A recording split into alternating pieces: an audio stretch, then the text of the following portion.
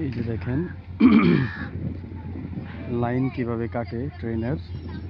এই যে আমি যে লাইনটায় দাঁড়িয়ে আছি, এই লাইনটায় ট্রেনটা মনে হচ্ছে আসতেছে, তাই না? এখন দেখবেন যে লাইনটা কেটে যাবে।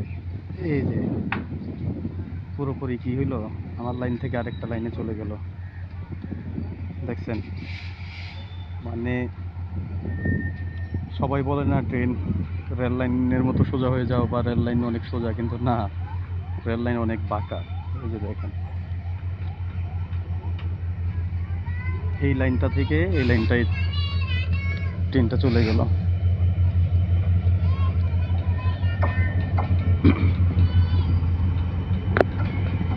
দেখছেন?